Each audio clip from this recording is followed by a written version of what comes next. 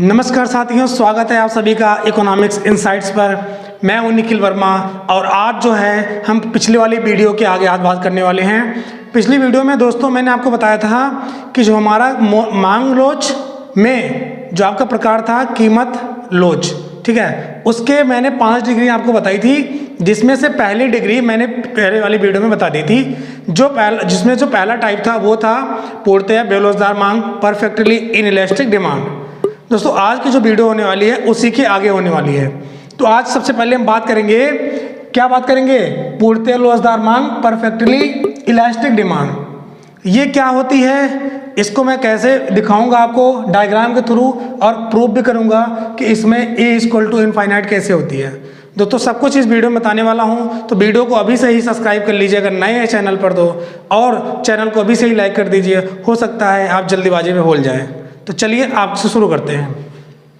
दोस्तों आपको पता है कि जो पूर्णतः लोचदार मांग है, पूर्णतः लोचदार मांग कहते किसे हैं, इसको सबसे पहले जानते हैं। दोस्तों इसमें यह होता है कि आपका जो प्राइस होता है, वस्तु की जो प्राइस होती है वो फिक्स होती है, लेकिन जो क्वांटिटी वस्तु की होती है वो ज़्यादा या कम होती है। इसको ऐसे समझें कि किसी स्थिर प्राइस पर, किसी कांस्टेंट प्राइस पर हमारी डिमांड में कमी या वृद्धि क्या कहलाती है? उस वस्तु की जो मांग होगी, ऐसे वस्तुओं की मांग जो होगी वो पूर्णतः लोचदार मांग होगी, मतलब परफेक्टली इलास्टिक डिमांड होगी। और इस परफेक्टली इलास्टिक डिमांड में आप देखिए ए इक्वल टू इनफाइनाइट होता है। अब ये कैसे निकल के आता है, इस डायग्राम के थ्रू मैं आपको समझाता हूँ। दोस्तों ध्यान दीजिए कि ये एक डायग्राम है। इस डायग्राम में जैसा कि आपको हम हमेशा वीडियो में बताते रहते हैं कि जो OY एक्सिस है इस पर प्राइस दिखाया जाता है, और जो AX एक्सिस है उस पर हम क्वांटिटी दिखाते हैं, ठीक है। अब इसमें आप देखेंगे कि प्राइस 5 और 10 पर हमारी जो क्वांटिटी है 5, 10, 15 कुछ भी ले सकते हैं, ठीक है। हमारी प्राइस क्या है? फिक्स है, यानी 10 रुपए की जो प्राइस हमारी है उस 10 रुपए पर हमारी जो क्वांटिटी, हमारी जो मांग है वो चाहे घटे चाहे बढ़े। मतलब 5 डिमांड, पहले 5 यूनिट की डिमांड थी, उसके बाद 10 यूनिट बढ़ गई, फिर 15 यूनिट, और चाहे तो हम फिर घट जाएं। देखो 15 से 10, 10 से 5, अगर हम वापस आ रहे हैं तब भी हमारी प्राइस क्या है? हमारी प्राइस कांस्टेंट बनी हुई है। मतलब कीमत स्थिर रहने पर मांग में वृद्धि या कमी किस प्रकार में होता है? पूर्णतः लोचदार मांग में होता है, ठीक है। अब इसको मैं प्रूव करता हूँ इक्वल टू 0 कैसे होता है। गाइस आपको पता है कि जो मांग की लोच की फार्मूला होता है वो होता है percentage change in quantity demanded upon percentage change in price. ये होता है परसेंटेज फॉर्म में। और अगर इसको मैं और ज़्यादा इलेबोरेट करूं तो यहाँ पे निकल के आता है AD equal to delta Q upon delta P multiply by P upon Q, जैसा कि आप इसके बारे में जानते हैं। अब हमें क्या करना है? कुछ नहीं करना है कि जो भी वैल्यू यहाँ दी है हमें इस फार्मूले पे क्या करना है? पुट कर देना है। तो हमारा जो ED या E निकल के आएगा वो इनफाइनाइट निकल के आएगा। चलिए सॉल्व करते हैं। दोस्तों मैं पहले से इसको सॉल्व किया हूँ ताकि वीडियो थोड़ा लंबा ना बने, इसलिए मैं आपको यहाँ पे और समझाने की कोशिश करता हूँ। देखिए डेल्टा Q मतलब चेंज इन क्वांटिटी, मतलब Q2 माइनस Q1। तो Q2 यहाँ पे कितना है? Q2 आप देखिए 5 है, 10 है। तो मान लीजिए अगर आप 5 से 10 पर जा रहे हैं तो आपकी डिमांड बाद वाली Q2 कितने हो गई? 10 हो गई, और Q1 5 हो गई। अब हम क्या करेंगे? 10 से 5 माइनस कर देंगे, मतलब 10 से 5 मैंने क्या किया? माइनस कर दिया। अब दूसरी बारी क्या आती है? डेल्टा P की।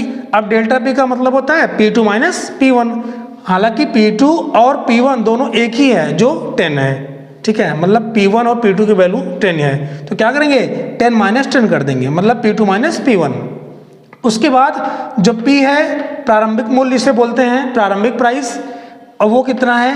वो भी क्या है? 10 ही है। और जो Q है यानी प्रारंभिक डिमांड यानी प्रारंभिक मांग कितनी है? चाहे आप 5 ले लीजिए चाहे 10 ले लीजिए, कोई मतलब नहीं है। तो आप यहाँ क्या कीजिए, इसको मान लीजिए 5 ही, तो हम यहाँ पे 5 ले लेते हैं। अब इसको सॉल्व करेंगे तो 10 माइनस 5, ये 5 आ गया, 10 माइनस 10 0, मल्टीप्लाई बाई 10 अपॉन 5, मतलब यहाँ पे 10 में 5 से डिवाइड करेंगे तो आ जाएगा 2। अब हम 5 अपॉन 0 मल्टीप्लाई बाई 2, अब 2 5 जा 10 अपॉन 0। अब किसी भी नंबर में अगर हम 0 से डिवाइड करते हैं तो उसकी वैल्यू क्या आती है? इनफाइनाइट आती है। तो क्या हो जाएगी? AD इक्वल टू इनफाइनाइट, जिसको बोलते हैं अनंत। तो आपने इस प्रकार से ये देखा कि जो हमारी परफेक्टली इलास्टिक डिमांड होती है उसमें ED या E इक्वल टू कहते हैं अनंत या इनफाइनाइट कैसे आती है। तो इसमें बेसिकली यही होती है कि एक बार मैं थोड़ा आपको रिकॉल करवा देता हूँ कि प्राइस इसमें स्टेबल रहती है और क्वांटिटी अप एंड डाउन या इंक्रीज और डिक्रीज हो जाती है। और जो हमारा अगला प्रकार है वो है बेरोजगार मांग या लेस यूनिटरी इलास्टिक डिमांड। इसको क्या बोलते हैं? बेरोजगार मांग या इकाई से कम रोजगार मांग। इसमें क्या होता है गाइज, आपको एक छोटा सा चीज मैं एक क्लू बता दूं। अगर कोई चीज इकाई से कम होगी मतलब एक से कम होगी, और अगर आपने फ्रैक्शन पढ़ी है तो फ्रैक्शन में क्या होता है, अगर कोई वैल्यू एक से कम होती है इसका मतलब है क्या है, फ्रैक्शन में दो चीजें होती हैं, एक न्यूमरेटर होता है एक डिनोमिनेटर होता है। तो यानी एक को ऊपर वाले को अंश बोलते हैं, नीचे वाले को हर। ऐसे समझिए, जैसे मैं इस ब्रैकेट में बना देता हूं, मैं थोड़ा सा समझने की कोशिश करिए। ये होता है अंश, ये होता है हर। इसको न्यूमरेटर बोलते हैं, इसके डिनोमिनेटर बोलते हैं। अब ध्यान से समझिए, अगर आपको निकालना है इकाई से कम रोजगार मांग, ठीक है, तो आपको आपके समझने की दृष्टि से मैं आपको थोड़ा सा चीज बताने की कोशिश करता हूं कि आपको, ताकि इमेज एग्जाम में बनाने अगर आ जाए, ये आपको समझना है कि इकाई से कम रोजगार कैसे निकालेंगे। तो इकाई से कम कोई वैल्यू तभी होगी ना जब नीचे वाली वैल्यू ज्यादा होगी और ऊपर वाली वैल्यू क्या होगी, कम होगी। तो क्या होगा, हमारी जो वैल्यू निकल के आएगी वो यू क्या आएगी, एक से कम आएगी, लेस देन 1। अब देखिए कैसे, ध्यान से समझिए, इसको मैं थोड़ा इरेज कर देता हूं। अब जो हमारा बेरोजगार मांग है इसकी परिभाषा में क्या होता है, बेरोजगार मांग में होता यह है कि हमारी जो प्राइस होती है वो ज्यादा मात्रा में बढ़ती है, प्राइस में ज्यादा चेंज, लेकिन उसके परिप्रेक्ष्य में हमारी जो क्वांटिटी होती है वो कम बढ़ती है। मतलब क्वांटिटी में थोड़ा परिवर्तन और प्राइस में ज्यादा परिवर्तन, ये क्या होता है, ये बेरोजगार मांग या इकाई से कम रोजगार मांग होता है। दोस्तों आपने ऐसे बहुत सारे एग्जाम्पल देखा होगा जिसमें आपके प्राइस ज़्यादा परिवर्तन होता है, जिसकी वजह से उसकी कीमत में, और जिसकी उसकी वजह से उसकी क्वांटिटी क्या होती है, कम होती है। फिलहाल के लिए यहाँ पे आइए, तो इस डायग्राम में आप देखिए कि यहाँ पर जो डायग्राम होती है वो निकल के आती है। जैसे यहाँ पर ए इक्वल टू इनफाइनाइट थी, वैसे यहाँ पर जो इक्वल टू होती है ई डी या ए इक्वल टू होती है, या फिर ऐसे मैं लिख दूँ ई इज लेस देन 1, मतलब जो इलेक्ट्रिसिटी ऑफ डिमांड होगी वो एक से कम होगी, मतलब इकाई से कम रोजगार मांग होगी। देखिए कैसे दोस्तों, ये डायग्राम है, कुछ नहीं बताना है कि जैसे इस वाले डायग्राम में बनाया सेम ऐसे ये भी है। तो इसमें क्या है, आपको पता है कि ये डी जो है डिमांड लाइन होती है, ये वाई एक्सिस है, यानी ओ वाई एक्सिस, ये ओ एक्स एक्सिस है। यहाँ पे क्वांटिटी है, यहाँ पे प्राइस है, सेम। अब क्या है, यहाँ पर आपको क्या करना है, इस वाले फार्मूले में आपको वैल्यू पुट कर देनी है। यहाँ पर मैं ये मान के चल रहा हूँ कि जब हमने क्या है, इकाई से कम रोजगार मांग में क्या है, कीमत में ज़्यादा परिवर्तन, कीमत मतलब 8 से 10 हो जाए, और मांग में कम परिवर्तन मतलब 10 से 8 हो जाए।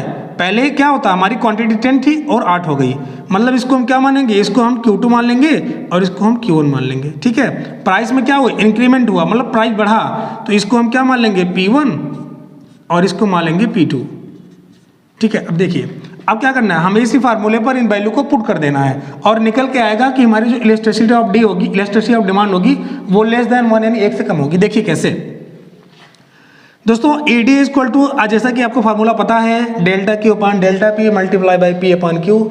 आपको इस फार्मूले को रट लेना है क्योंकि एग्जाम में जो कोई क्वेश्चन आता है वो डायरेक्ट इसी फार्मूले पर बेस्ड आता है। ठीक है, देखिए तो डेल्टा क्यू का मतलब Q2 माइनस Q1, Q2 कितना है 10 और Q1 कितना है 8 है, तो 10 माइनस 8, और डेल्टा P का मतलब P2 माइनस P1, यहाँ पे P2 कितना है 18 है और P1 कितना 8 है, मल्टीप्लाई बाई P मतलब क्या, प्रारंभिक प्राइस कितनी थी, वो 8 थी, तो मैंने 8 लिख दिया, और यहाँ पे Q है, तो Q का मतलब क्या है, प्रारंभिक मांग, प्रारंभिक डिमांड, वो कितनी थी Q1 8 आ गई, सॉरी ये 2 आ गई। ठीक है, मतलब कि ऐसे लिखिए, ये पहले तो आपने क्वांटिटी इतना लिया था, ये Q1 हो गया, Q2 हो गया। अब क्या किया मैंने, डेल्टा Q मतलब Q2 माइनस Q1, तो 8 माइनस 10 या फिर 10 माइनस 8, यहाँ भी ऐसे कर सकते हैं, 8 माइनस 10 कर सकते हैं, कोई दिक्कत नहीं है, वैल्यू उतना ही निकल के आएगी। तो हो गया इतना, और ये हो गया 18 माइनस 8 मल्टीप्लाई बाई P कितनी है 8 है, और जो Q है यानी प्रारंभिक मांग वो कितनी है 10 है, तो यहाँ हो गया। अब उसके बाद मैं इसको सॉल्व करता हूँ, तो यहाँ पे माइनस 10 कुछ आ करते हैं, जबकि मैंने आपको बताया माइनस का मतलब होता है निगेटिव रिलेशन होता है बिटवीन प्राइस एंड क्वांटिटी। तो क्या हो जाएगा, यहाँ पे 2 हो जाएगा, -2 अपॉन 10 मल्टीप्लाई बाई 8/10। अब 8 2 जा कितना होता है 16, तो माइनस में 16 होगा अपॉन 100, तो हम डिवाइड करेंगे तो आ जाएगा -0.16। इसका मतलब है माइनस वही शो करता है जो मैंने आपको बताया, और 0.16 आप देख रहे हैं कि जो ईडी की वैल्यू है 0.16 है जो 1 से कम है। तो इस प्रकार, या इकाई से कम है, तो इस प्रकार से आपने देखा कि जो ईडी की वैल्यू निकल के आती है वो लेस देन 1 होती है। किस प्रकार से, ठीक है, ये रही पूर्णतः लोचदार मांग और बेलोचदार मांग। अब हम बात करने वाले हैं लोचदार मांग की। हालांकि मैंने तीन जो है श्रेणियां पढ़ ली हैं। पहला जिसमें था पूर्णतया बेलोचदार मांग, और दूसरा पूर्णतया लोचदार मांग, ठीक है, और तीसरा क्या है, बेलोचदार मांग या इकाई से कम लोचदार मांग। इसमें मुझे 2 पढ़नी है, जिसमें से हम पढ़ेंगे सबसे पहले अभी इसके बाद जस्ट वो लोचदार मांग पढ़ेंगे, ठीक है, या इकाई के बराबर मांग, और जो उसके बाद पढ़ेंगे उसके बाद हम पढ़ेंगे अधिक लोचदार मांग, ठीक है। इसको हम आगे पढ़ने वाले हैं। तो चलिए इसको हम थोड़ा सा इरेज कर देते हैं, उसके बाद फिर आपको बता। तो दोस्तों हम बात कर लेते हैं कि हमारा जो चौथा टाइप्स है और पांचवा टाइप्स है, ठीक है। चौथा जो टाइप्स है वो है अधिक लोचदार मांग या इकाई से अधिक लोचदार मांग। अब ये समझते हैं कि कैसे होगा। आपको पता है कि इकाई से अधिक लोचदार का मांग का मतलब होता है कि हमारा इकाई से अधिक कोई चीज़ कब होगा, मतलब एक से अधिक कोई चीज़ कब होगा, जब आपका अंश क्या हो, ज़्यादा हो, हर कम हो। तो उस केस में क्या होता है, यानी इस केस में क्या होगा कि आपकी जो क्वांटिटी है वो ज़्यादा होनी चाहिए रैदर देन आपकी कीमत के प्रपेक्ष में। तो मतलब क्या है, जब आपकी कीमत में वृद्धि की अनुपात में आपका जो क्वांटिटी, आपकी जो मांग है वो ज़्यादा हो जाए, ठीक है, मतलब कि कीमत में परिवर्तन कम और मांग में परिवर्तन ज़्यादा। तो ऐसी जो वस्तुएं होती हैं, उन वस्तुओं की जो डिमांड होती है, जो मांग होती है, वो कैसी होती है, अधिक लोचदार मांग या इकाई से अधिक लोचदार मांग। इस डायग्राम में देखिए, इस डायग्राम के थ्रू आप समझ पाएंगे। और इसका मतलब है कि ई इज ग्रेटर देन 1, ई की जो वैल्यू है वो 1 से ज़्यादा होनी चाहिए। देखिए कैसे दोस्तों, आपको पता है कि हमारी जो प्राइस है वो 6 थी, ठीक है। उस केस में हमारा जो क्वांटिटी थी वो 1600 यूनिट थी, लेकिन जैसे हमारी प्राइस 6 से बढ़कर 9 हुई तो हमारी क्वांटिटी क्या हुई, घट करके 400 हो गई। आप यहाँ पे देख सकते हैं कि हमारी जो क्वांटिटी है, क्वांटिटी हमारी है, कितना ज़्यादा अंतर है, 400 और 1600, इन दोनों में 1200 का अंतर है। और यहाँ पे देखिए 9 और 6 के बीच में थोड़ा सा अंतर है, मतलब 3 का अंतर है। तो आप देख सकते हैं कि कीमत में थोड़ा सा परिवर्तन, मांग में ज़्यादा परिवर्तन है। तो ऐसी जो होती है, ऐसी जो डिमांड होती है, ऐसी वस्तुओं की जो डिमांड होती है वो अधिक लोचदार मांग की होती है। देखिए ED इक्वल टू 1.5, या ED जो है 1 की ED में जो वैल्यू आएगी वो 1 से ज़्यादा आएगी। देखिए कैसे, तो ED इक्वल टू क्या हो जाएगा, Q2 माइनस Q1, ठीक है। क्वांटिटी पहले इतनी थी और उसके बाद जब घट गई हमारी, कितनी आ गई, 400 आ गई। तो इसको हम माइनस कर लेंगे, चाहे 1600 माइनस 400 करें, चाहे 400 माइनस 16 करें, अगर माइनस में आएगा तब भी उसका मतलब वही होता है। तो यहाँ पे हम फिलहाल कर रहे हैं 1600 माइनस 400, तो अपॉन हो जाएगा 9 माइनस 6, मतलब P2 minus P1 multiply by 6 क्या है, जबकि आपको पता है इनिशिएटिव प्राइस है, और जो आपका Q है वो Q1 1600 हो जाएगा। तो यहाँ पे 1600 हो गया, इसको हमने कैंसिल आउट किया तो हमारा जो निकल के आता है 1.5। तो ED की वैल्यू कितनी आ गई, 1.5 आ गई। इसका मतलब है कि ED को जो वैल्यू है वो लेस ग्रेटर देन 1 हो जाएगी। तो ये रही चौथा पॉइंट, ये चौथी श्रेणी, कीमत लोच की चौथी श्रेणी। अब बात करते हैं पांचवी, जिसका नाम है लोचदार मांग या इकाई के बराबर। इसमें दोस्तों आपको पता है कि लोचदार मांग या इकाई के बराबर मांग ऐसे होती है, उस केस में होती है जब आपकी क्वांटिटी में परिवर्तन और कीमत में परिवर्तन दोनों सेम होता है। तो ऐसे केस की जो जैसे जो वस्तुओं की डिमांड होती है वो कैसी होती है, इकाई के बराबर उनकी मांग होती है, और जिसको हम बोलते हैं लोचदार मांग, इलास्टिक डिमांड। तो इलास्टिक डिमांड और यूनिटरी इलास्टिक डिमांड, चाहे इंग्लिश में इसको ये बोलते हैं, हिंदी में ये बोलते हैं। अब इस डायग्राम के थ्रू आप देखेंगे कि E इक्वल टू या ED इक्वल टू 1 कैसे होता है। तो ED इक्वल टू 1 होगा तो तभी तो वो होगा क्या, यूनिटरी इलास्टिक डिमांड, यानी इकाई के बराबर। देखिए कैसे इस डायग्राम में, तो जैसा कि आपको पता है हमेशा से ही इस पे क्वांटिटी शो किया गया है, इसमें प्राइस शो किया गया है, और यहाँ पर आपकी जो प्राइस है वो 5 है पहले, ठीक है। आपकी प्राइस 5 पर आपकी क्वांटिटी कितनी थी, 100 यूनिट थी। लेकिन जैसे ही प्राइस में वृद्धि हुआ, प्राइस इंक्रीज किया, कितना हो गया, 7.5। तो उस प्राइस पर हमारी जो क्वांटिटी हो गई वो घट करके कितने आ गए, 50 आ गए, यानी 100 से 50 हो गई। अब हमें चेक करना है कि जो ED की वैल्यू है वो 1 आनी चाहिए। तो हम क्या करेंगे, हम उसी फार्मूले में क्या करेंगे, पुट कर देंगे जो वैल्यू दी गई है। तो ED इक्वल टू क्या होता है, Q2 माइनस Q1 होता है, मतलब 100 माइनस 50 तो आ गया कितना 50। और नीचे क्या होता है P2 माइनस P1 मतलब डेल्टा P, तो क्या हो जाएगा P2 कितना है 7.5 अपॉन 7.5 माइनस 5 तो आ जाएगा 2.5। और उसके बाद जो हमारा जो प्राइस है इनिशिएटिव प्राइस वो 5 है यानी 5 हो गया, और जो हमारी क्वांटिटी इनिशिएटिव क्वांटिटी वो 100 थी। तो इसको हमने सॉल्व किया तो ED इक्वल टू 1 निकल के आती है।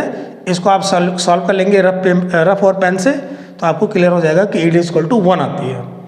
तो दोस्तों ये रही हमारी श्रेणियाँ जो किसके पार्ट थी, प्राइस या कीमत लोच की। ठीक है, प्राइस या कीमत लोच की आपकी जो 5 श्रेणियाँ हैं मैंने आपको ये बता रखी है। एक श्रेणी मैंने पिछले वाली वीडियो में बताया था, बाकी जो 4 श्रेणियाँ बची थी मैंने इस वीडियो के माध्यम से आपको समझाने की कोशिश की। अगर आपको ये वीडियो अच्छा लगा हो, सेशन अच्छा लगा हो तो सेशन को एक बार फिर से लाइक कर दे, चैनल पर नए हैं तो चैनल को सब्सक्राइब कर दे। मिलते हैं इसके अगली वाली वीडियो में, तब तक के लिए अपना ख्याल रखें, धन्यवाद।